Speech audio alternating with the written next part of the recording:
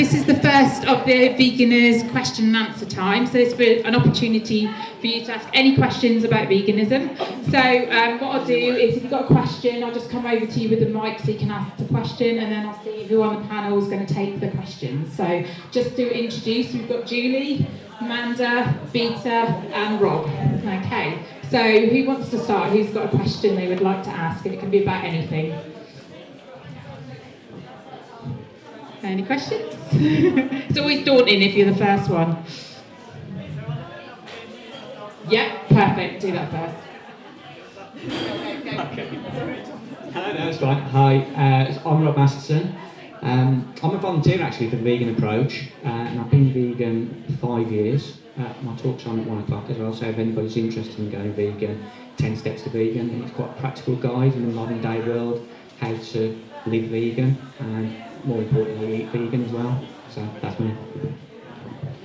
Hello, I'm Vita. I've been vegan all my life, and so I was raised vegan. And I suppose my specific interest is sort of like how veganism interacts with other social justice issues like feminism and anti-racism and those sorts of things. So like bringing those into veganism and also bringing veganism into feminist spheres and general 50 values. That's me. Hi everyone, I'm Amanda. I'm a bit of a newer vegan. I've been vegan for 15 months now, and so my background is psychology, and I'm interested in the psychology behind veganism as well, but I'm not an expert on that. But yeah, that's me. Hi, I'm Julie. I've been vegetarian and vegan since I was 24, so that's 30 odd years, long time. What led me into it was discovered an interest in nutrition, and I'm a nutritionist and a kinesiologist, a therapist, so I'm particularly interested in the nutritional side of it, and always encouraging people to look up ways of using food to help their health. Okay, so do we have any questions? Hello. In your experiences of being vegan and obviously interacting in what I think of as a non-vegan world, what have you found the best approaches to advocate to others your diet, your lifestyle? Because I imagine with most people, once they open their eyes, they want others around them, especially family, friends, and the whole world in general, that who can do it, to do it, and what things have you got involved in? What do you find the best ways to try and encourage others to take the path that you've done? Great question. Okay, who wants to take first? Yeah. I think what I found is that because everyone's really different, everyone's going to react really differently to activism, so I've always thought I think everyone has their ideas about what their best form of activism is, but like everyone's going to react differently, so like a really aggressive form of activism probably wouldn't have worked on me, but it might work on some people, the sort of like, you know, this is like being faced with quite like a brutal, this is what you're doing, whereas I think other people might need a more soft, like more time endurance approach, which might, like you're talking about families and friends, that might be, I found that works better with them. But I think the best advice I've had is just rather than being like, I'm doing activism now, to just bring veganism into what you're good at. So like, people I know, they're amazing at cooking, so like that's their activism, or I don't know, people who write poetry, or, you know, it's just bringing it into your skills and bringing that out. Someone else wants to go on? Yeah, I'll go. Having a background in education, because I did a teaching degree first, I like to lead by example. I like to coach. I like to ask questions. You know, get so someone will get thinking about and make that connection. Because you can't always beat them into it, you know, you can't go, right, you will be vegan. I mean, my mum's a lovely case in point. She's so angry and has been angry that I'm vegan. As soon as I told her I was vegan, that was that, and it was just pointless in even talking to her about it. Just recently, this is after years, she came to stay, and I've not said anything to her, and this time she actually was a bit more open to why I wasn't having milk on my porridge.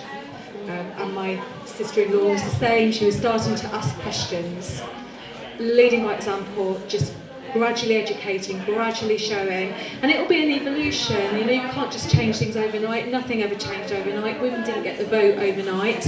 It took a lot of work, but it was when they won hearts and minds that they actually got the vote. So when we win hearts and minds and people make that connection, it's that slowly approach that personally I like.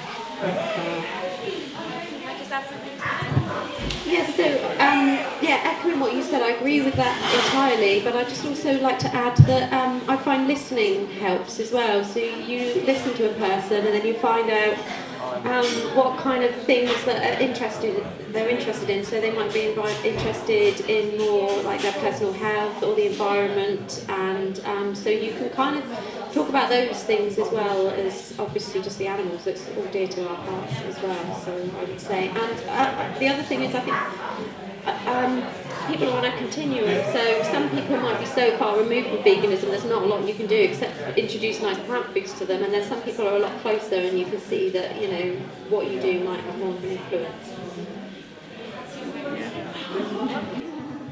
I think just to pick up on that, listening to people. One of my best friends has just gone vegan in October, so that was a big result for me.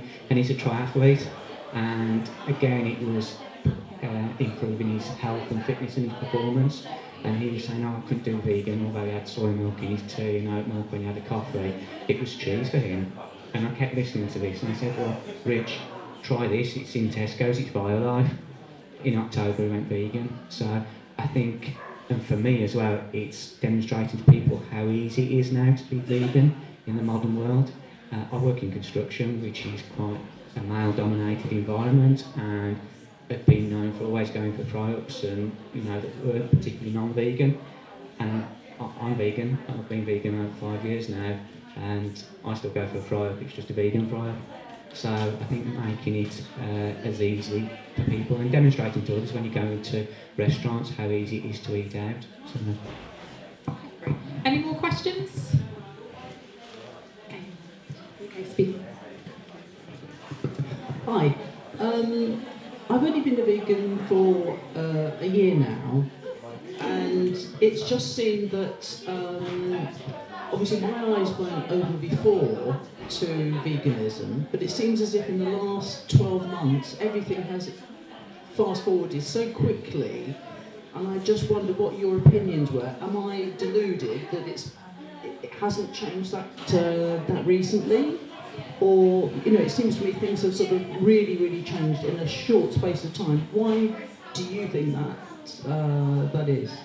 I think if everybody's happy that, perhaps coming on that one, but it has. I think it's been rising social media.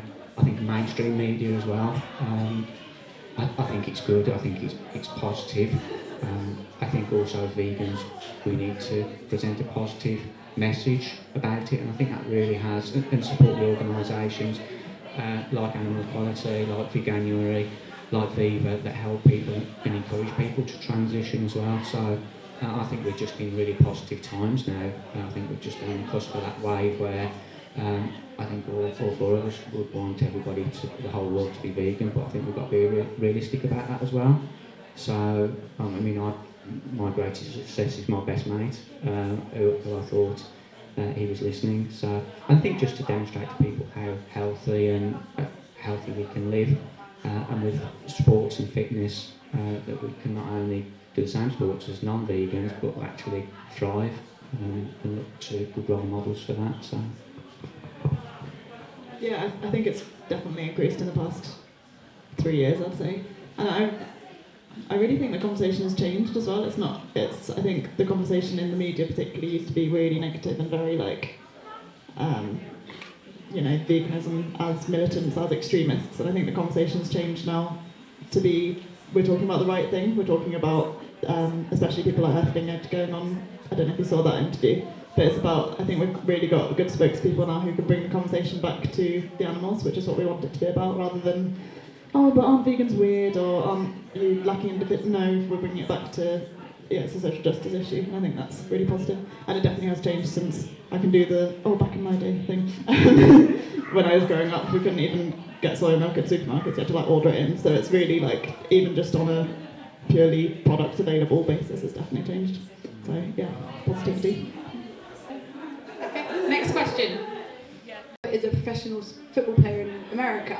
He's always been the one that's been giving me stick for being vegan, and in the last 2 weeks he's come to me asking about becoming vegan. He was asking me my views on obviously the transition from being a meat eater to a vegan, and because obviously he's very athletic and sport driven, he was worried there's going to be, you know, a potential, I guess, defect to his fitness and health in that crossover period. I personally don't think there is. I asked him to do some research, obviously, on sports people who have changed. Do anyone, you know, have any thoughts or know of any, you know, side effects for the transition at all?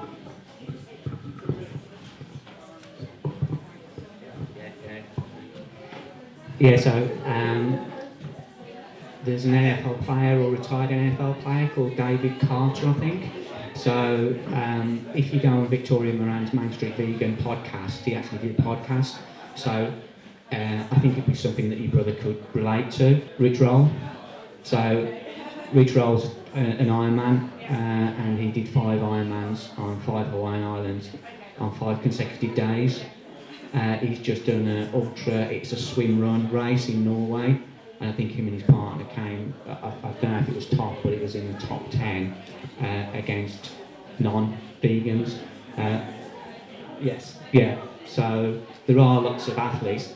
Just from my own personal experience as well, I've been vegan 5 years and I started cycling probably about 7 years ago. I don't train as hard as my friends because I'm quite busy, but I'm always the one waiting for them at the top of the hill. So, in terms of recovery as well, when I've done multiple day rides over in Europe, I think we were doing London to Brussels, day 3 into day 4, I was the only vegan on the tour, and people were really struggling, even day 2 into day 3, because their recovery wasn't as fast as mine. And really I could have done day 4 into day 5. I didn't like to tell them that because you don't like to be too much about things. But I think certainly it's the right way for your brother to go. So, yeah. Thank you. Yeah, from a nutritional viewpoint, there's no reason why he can't get everything he needs from a vegan diet.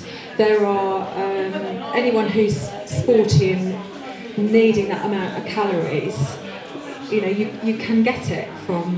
My son was a rugby player, a rugby prop, and he was the only one in Redruth Colts that didn't have a serious injury or didn't have a break a bone in the time that he was playing rugby, and that was several years.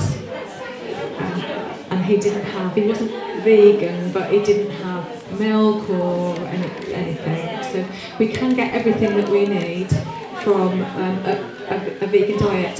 When you're sporty, you do need more though, because obviously you're using a lot of calories.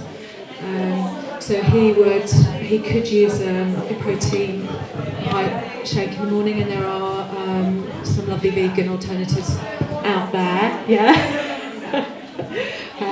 So it isn't difficult, and his body will work better for it. Okay, so we had another question here and then one there. Hi. Do you ever feel that you want to sometimes keep your beliefs to yourself when you go into a foreign environment or meet someone from a different culture from you? Does that ever come upon you?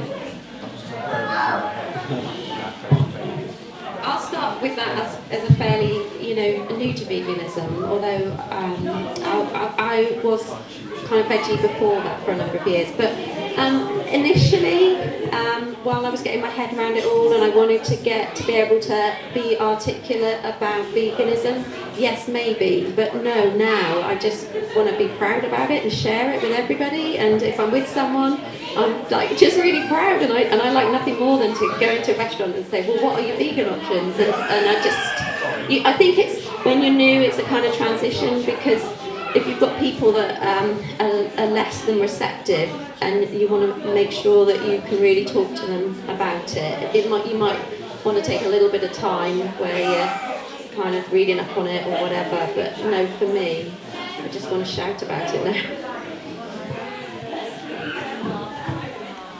Yeah, the same.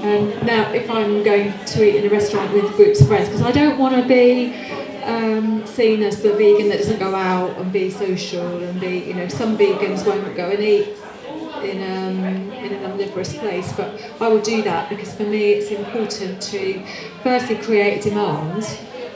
So I'll go and say, I'm vegan, what are your vegan options? I don't give them an option to say, oh well actually we don't cater for vegans at all. I say, what are your vegan options? And then they either give you, like the Duchy Hotel at Falmouth, within 5 minutes their vegan menu was in my inbox. So they already had, for their Christmassy thing, a vegan menu. And there was lots of choice. There were 3 choices for starter, main, everything. It was lovely. And then others, like the Albertson, don't get back to you, or others, there are some that I've got to go and run and talk to the chef first, but they do come back to you with something because you've asked them for that option. So it's getting a lot better. It's important to share it and not keep it quiet.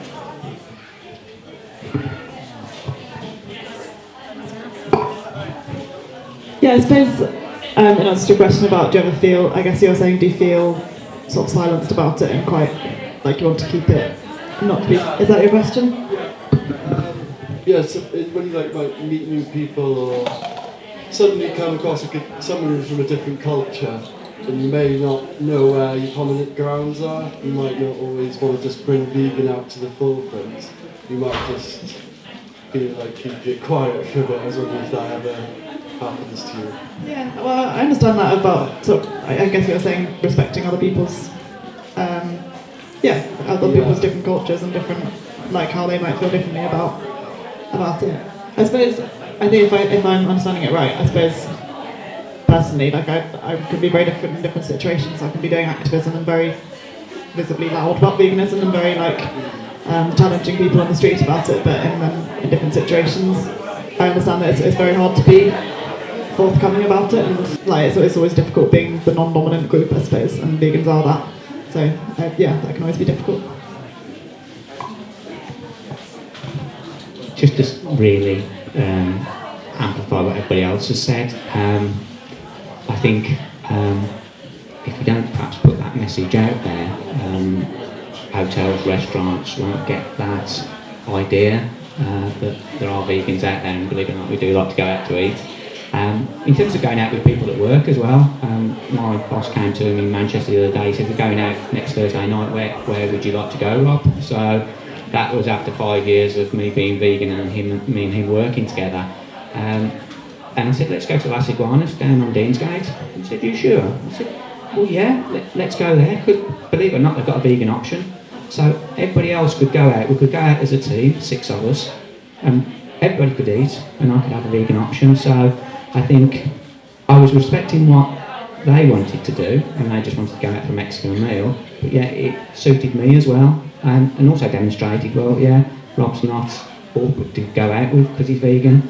That plants a seed then, and people think, yeah, it is quite easy to be vegan. So I don't know, hopefully that's answered your question, is it? Yeah, fair enough. Okay, we have another question back here. Do any of you have experience or advice on veganism and pregnancy? I mean, I'm not sure. My mum was vegan and pregnant. She's not here, unfortunately, so she can probably speak better than me. But I don't know where you're based. She runs I think in Cornwall and in Devon, there's like a vegan parents group that meet up and discuss things. I think there is one in Cornwall. I don't have any. I am the product of a vegan pregnancy, but I just feel I can't give you any advice on it. So not very helpful. I don't know if anyone else. Yeah, I was pretty much vegan when I was expecting my son, and he turned out absolutely fine. You can get absolutely everything that you need from a plant-based diet. You just, again, might need to... it's more about how food is produced these days. So if our food is not produced very well, because and I grew up in the Fens, and the nutritional value of the soil, the farmers even agreed that all the soil was doing was supporting the plant. It wasn't actually feeding the plant. So they were shoving all this artificial stuff on the soil to make the plant grow. So anything, our plants haven't got the nutritional value that they would have done years ago. Although we're going back a bit that way with organic growing. So I think if you're concerned, then find out what supplements you might need to supplement your diet. But you can get everything that you need without having animal products. Sorry to interrupt, but there's actually a little booklet there that might be useful, okay? Okay, any more questions?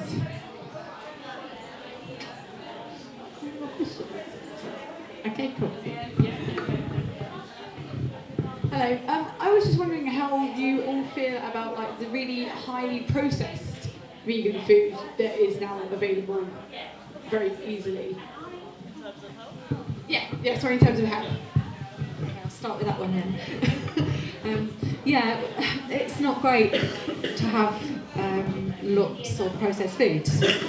Having said that, if it's a way of getting somebody to transition, then it's getting the balance, isn't it? You know, if someone is going to eat like that, but they're not necessarily going to be healthy because they're not necessarily getting everything, or they're having too much sugar, or so you can be having an unhealthy vegan diet. Whereas if you're cooking everything from scratch and it's not highly processed, then you're more likely to get a more balanced diet, which is better. So that's a very good question. And yes, but having said that, if it's encouraging people to, if it's giving options, people want alternatives to, so they might want their vegan corn ham slice or something because that's what it looks like. I personally didn't want any, and anyway, it wasn't available when I did it. None of that was available. We had like one soya milk, so I had all my drinks back because I got used to. I didn't want to carry it around with me, basically. And you couldn't go into anywhere and get a soya latte or something back then. Now you can. Now they're more available, but it's not necessarily a good thing. But it can be part of the process. Yeah, I think just in terms of sort of like food positivity, I think it's all a balance, really, isn't it? I think if you're eating like exclusively vegan mock ham for breakfast, lunch, and tea, obviously it's not like the ideal. But I think most vegans have a balance of, and they get what they need, and it's as long as you're having a balance and eating a rainbow, then it's about like treating yourself every now and again. I don't think it's an issue, personally. Okay, any more questions? Have we got anything? Go for it. I've only just sat down, so hopefully no one's asked anything similar.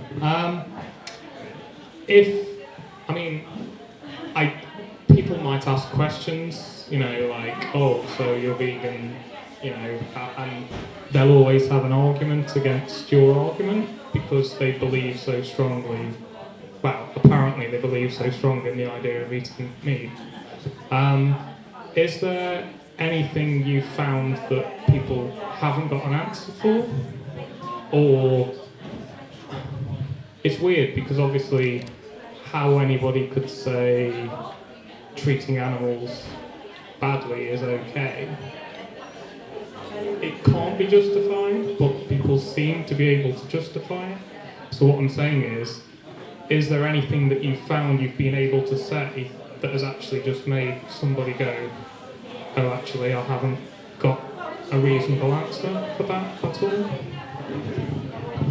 Coming on this first, I'm sure we've all got opinions on this, but I used to get really, sidetracked with, ideas like, straw manning, and I don't know if you've heard of that. It's an idea where people, build up an argument that isn't actually real, or no one actually does it. So, an example is,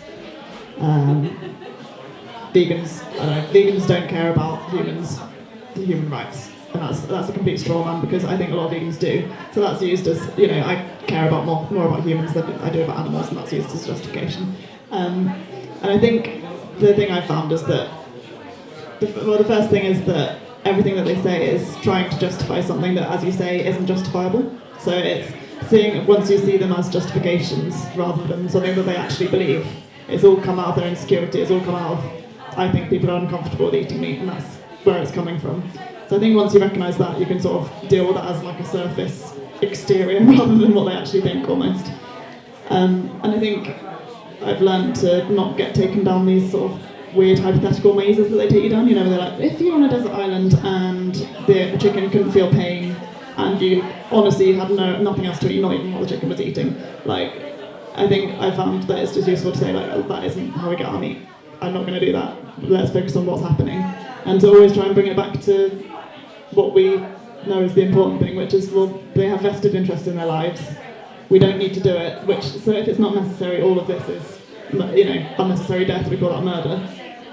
How is that justified? I think if you bring it back to that, and also, I think what you're saying earlier about listening, I think that's really important, is that it's sometimes difficult, but if you can sometimes shape the conversation so that you're the one asking the questions and they're talking more than you are, if that's much more difficult for them. It's very easy for someone to say, well, what about this, and then you've got to have the answers, but you've done the research, you know that veganism is right, they need to have the answers, they need to justify what they're doing, and that doesn't need to be in a confrontational way, but in a thought-provoking way, just, you know, so you say it's okay if they're humanely slaughtered, what does that look like? Can you describe humane slaughter to me? They probably won't be able to, and then that's sort of, yeah. Or, well, if, you know, if it's okay if they had a nice life, and it's okay that because they were treated well and all this, well, if they had such a nice life, why can't that life continue? Why do they have to be killed? Oh, yeah. So I think it's, yeah, all of those things, if that helps.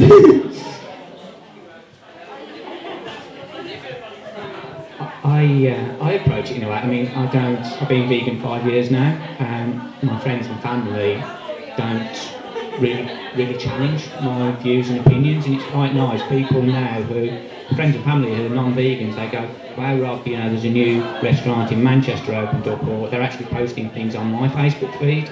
So that's really positive for me, that my message has gone out, and it's a good and it's a positive message for them. Also, I like to tell stories as well. You know, I was challenged by a health professional who specialised in childhood obesity, and he quoted all this, you know, and he actually asked me why I'm a vegan, and I told the story. I said, because I feel fitter and healthier than I was when I was non-vegan, and we did this 5-day cycle ride, and he was one of the latter ones to finish, yet me and my friend, who were both vegan, were one of the first ones to finish. So again, that's demonstrating to them, without getting confrontational, that, you know, a vegan way of life is quite good actually, you can thrive on it.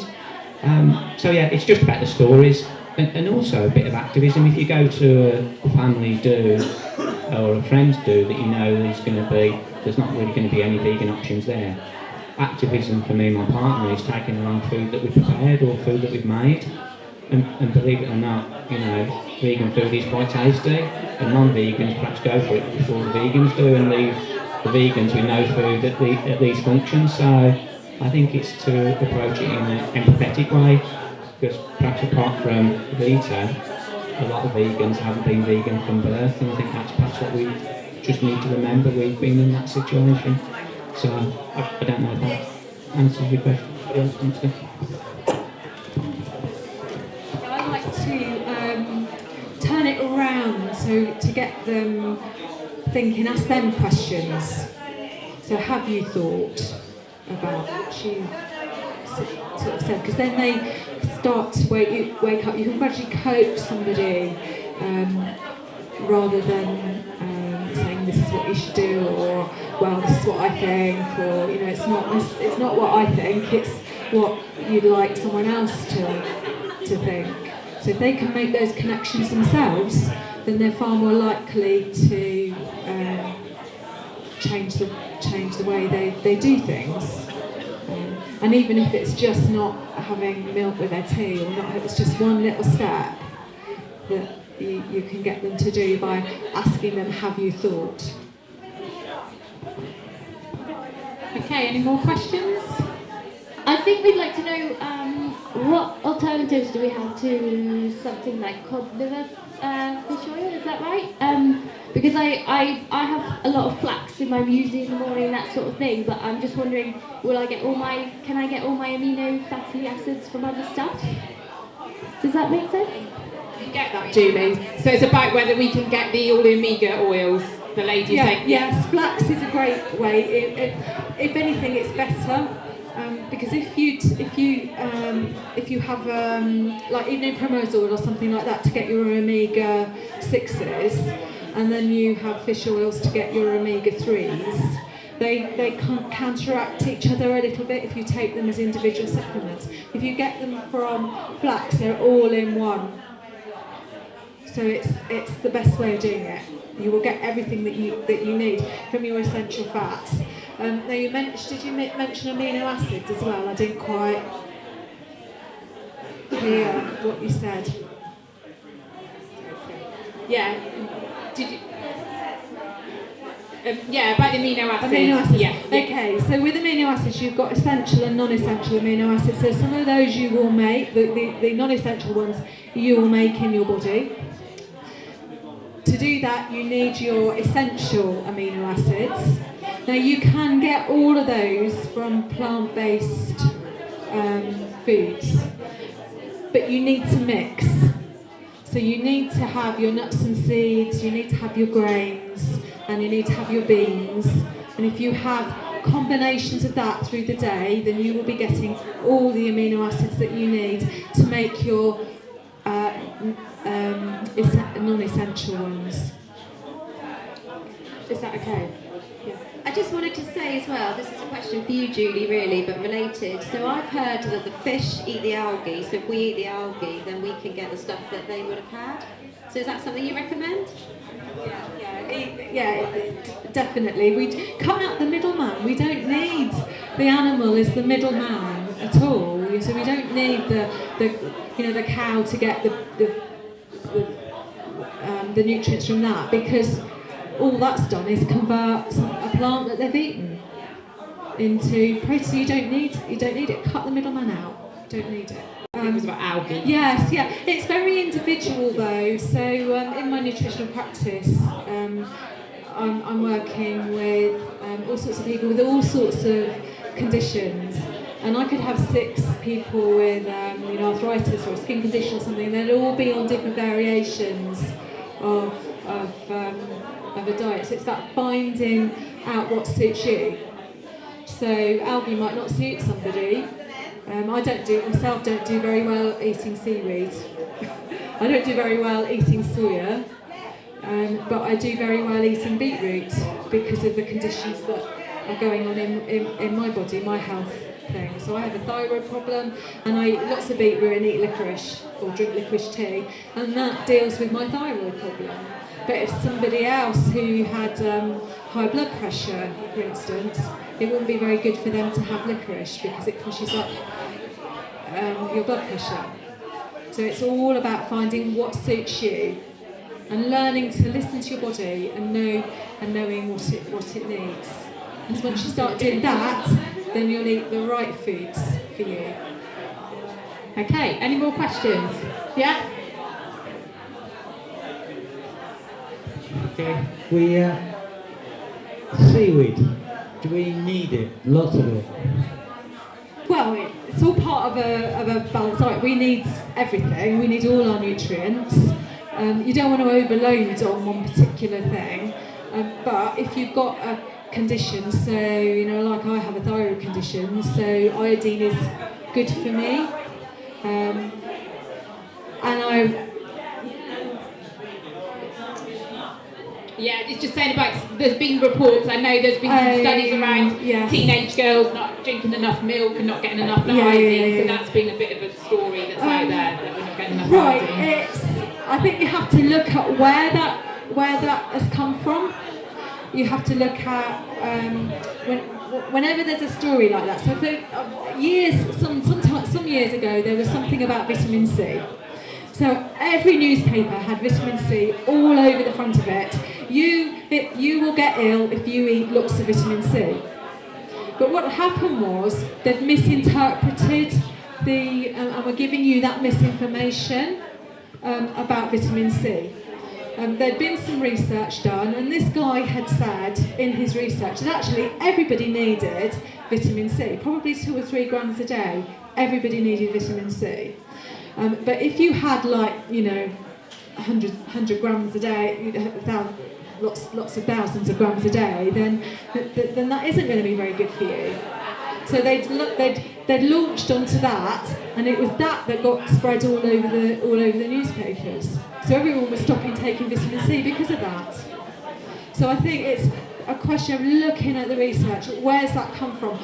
Looking behind it. What are they trying to get you to do?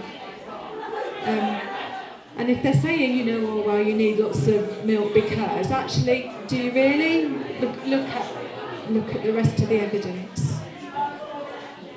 Okay, any more questions? B12. Okay, we'll finish off with B12 because that's what a lot of people ask about, getting B12. Right, we'll pass it along. But in my nutritional practice, I've come across quite a few people that are deficient in vitamin B12. None of them were vegetarians or vegans, not one. They were omnivores, all of them. So it's a general thing, it's not just vegans. So it's good to supplement with what you need as an individual. So I work out what everyone needs, and if you need B12, you take B12, and if you don't, you don't. So a lot of misinformation around, but some people might need it. Yeah, I ferment a lot of my own food. I did a demonstration earlier, and you can get vitamin B12 in fermented foods, kombucha tea, sauerkraut. Personally, I do take a supplement because I want to, I take one a week just to make sure. But I haven't been, tested for that. But it's just what I do as an insurance policy, really. So the research I've read is that it's not just about being deficient, that it's beneficial to have above the recommended amount, that's preventative and helpful to have more. So I run on that basis, and I do take a supplement, but like you're saying, I think it's about a farming. We've basically farmed out the soil, is what we've done, and so like you say, omnivores are also deficient as well. So I think it can be something where you do take a supplement, but you can explain to people it's not because I can't get it from my diet. Yeah, the same for me really. I take a supplement when I remember to take it, but a lot of fortified foods and nutritional yeast as well. So if I'm having pasta dishes as well, I have the nutritional yeast on it. So just to Marmite as well. Yeah. Love it or hate it, but yeah. Okay, that's the end of the session. Thank you very much, everybody. Thank you to our panel.